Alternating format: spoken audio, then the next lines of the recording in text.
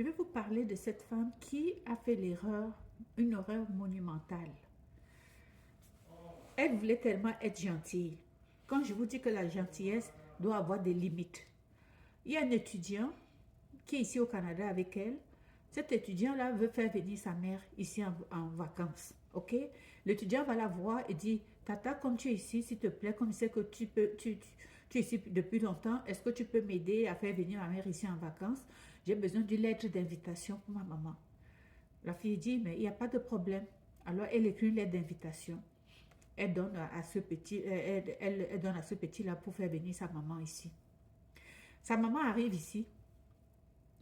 Le petit, elle va vivre avec son fils. À un moment donné, à peu près 2 ou 3 semaines après son arrivée, la maman tombe malade. Elle tombe malade. Le petit va encore voir la dame et dit, Tata, s'il te plaît, aide-moi, maman est malade. Comme je ne travaille pas, je ne peux pas payer, je ne peux pas l'amener à l'hôpital, je n'ai pas les moyens. Est-ce que, comme les soins coûtent très cher, est-ce que tu peux donner ta carte d'assurance maladie pour que ma maman puisse aller se faire soigner? Ils ne vont pas savoir puisque vous vous ressemblez un peu. Bon, la fille a un peu hésité, mais elle a dit OK. Elle voulait être gentille. Elle donne sa carte. La maman est passée, elle a pris sa carte. Elle est allée à la clinique. À la clinique, le médecin ne pouvait pas la soigner. Le médecin a trouvé que son état était quand même assez sérieux. Il l'a envoyée à l'urgence. Elle arrive à l'urgence. Le médecin passe ses examens et voit que c'est critique. On procède à une hospitalisation. La maman va finir par être opérée et elle va passer 2 semaines à l'hôpital avant de retourner à la maison. Tout ça sous le nom de l'autre personne. Et pendant qu'elle est à l'hôpital, on pense, elle était sous un faux nom, c'est-à-dire le nom de la Canadienne ici. Tout s'est bien passé puisqu'elle est retournée chez elle. Ils n'ont jamais su que c'était pas la bonne personne qui était à l'hôpital. On n'a jamais su. Comme on dit qu'un malheur ne vient jamais seul, à peu près 2 ans après que cette dame-là soit retournée en Afrique, la fille même ici qui avait donné sa carte, elle tombe elle-même malade. Elle va à l'hôpital. Elle va à l'hôpital et elle doit être opérée. Elle-même, elle est malade.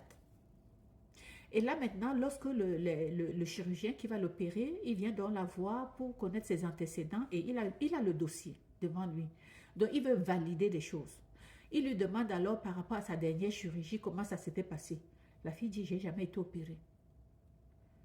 Le médecin dit, mais non, vous êtes sûr que vous n'avez jamais été opérée? Elle dit, non, j'ai jamais été opérée. Elle avait oublié qu'elle avait donné sa carte d'assurance maladie à quelqu'un. Vous comprenez ce que je veux dire? Elle avait oublié. Donc le médecin étant surpris, il va sortir. Il va aller voir son collègue. Et eux, ils vont commencer donc à se parler. Et ils reviennent à deux la voir.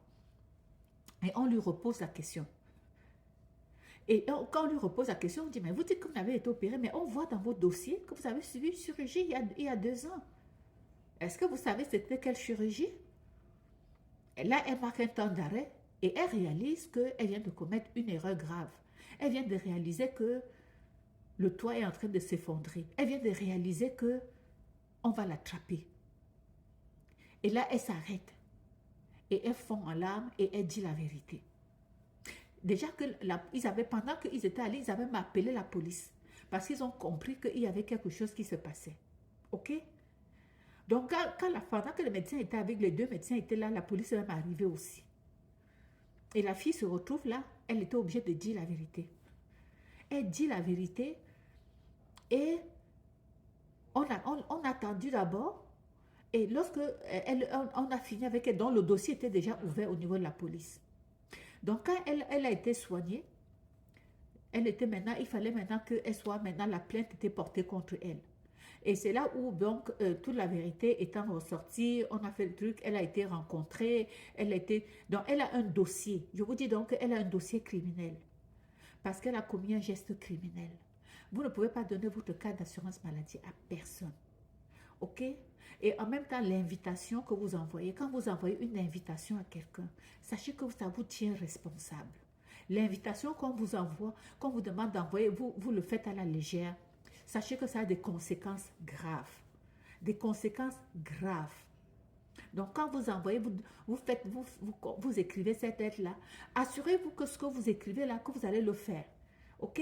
Parce que quand vous écrivez, vous dites que vous êtes responsable de la personne ici pour ses soins, vous allez être responsable de l'héberger, vous êtes responsable pour tous ses services. Ça vous retombe après dessus. Si la personne vient ici et quelque chose arrive, et si la personne n'a pas d'assurance maladie. Donc, si quelqu'un vous demande de lui donner une invitation, vous devez d'abord dire à la personne, à partir du pays d'origine, vous lui demandez de souscrire à une assurance visiteur et de vous envoyer la copie. Il faut que vous voyez la copie avec vos yeux. Quand vous avez vu un peu vos yeux, là, vous pouvez écrire la lettre et vous allez attester dedans qu'il y a une assurance qui a été souscrite par la personne. Ok? Vous décrivez bien que la personne est responsable de sa maladie. Vous précisez ça dans la lettre d'invitation. N'écrivez jamais dans cette lettre-là que vous êtes responsable de tout. Parce qu'après, s'il y a quelque chose, vous allez être responsable et vous allez répondre de vos actes. Parce que voilà la fille maintenant, non seulement elle a un dossier criminel, mais elle doit rembourser les frais qui avaient été encourus lorsque cette dame-là a été hospitalisée pendant 2 semaines. Je ne vais pas vous dire le montant, ça va vous rendre malade. Aujourd'hui, la fille vide, elle a des dépressions, elle fait des palpitations. Alors que c'était une fille qui était correcte. Donc, faites très attention. Donc, j'ai fait cette vidéo pour vous mettre en garde. C'est une vidéo de mise en garde. Et surtout de savoir que vous n'êtes pas toujours obligé de dire oui. Je ne sais pas comment vous le faire comprendre 1 million de fois. On ne peut pas toujours dire oui. Il faut apprendre à dire non. Et apprendre à assumer ses réponses. Tout le monde ne peut pas vous aimer. Soyez à l'aise de vous faire détester. Soyez à l'aise avec ça. Ok? Ne sais pas qui vous a dit qu'on va toujours vous faire aimer. Ce n'est pas parce que tu fais tout ça que tout le monde va t'aimer. Arrêtez de toujours vouloir plaire, de toujours vouloir faire des choses, même quand votre cœur n'est même pas à l'aise. Tu es en train de te sacrifier. Voilà une fille qui se sacrifie pour quelqu'un qui n'est même personne pour elle. Tout ça parce qu'elle voyait le jeune qui était gentil avec elle. Là, voilà, maintenant, elle est prise avec. Est-ce que le jeune l'a aidé là-dedans? Non. Est-ce que la maman au pays, elle n'est pas tranquille? Elle est tranquille. Est-ce que la maman se préoccupe de ce qui lui arrive? Non. Qui est en train de subir les conséquences? Elle. Avec qui? Seule. Alors, à bon entendeur, salut. Partagez cette vidéo en grand nombre et si vous n'êtes pas encore abonné à ma chaîne, abonnez-vous, c'est gratuit et au plaisir de vous retrouver. Ciao!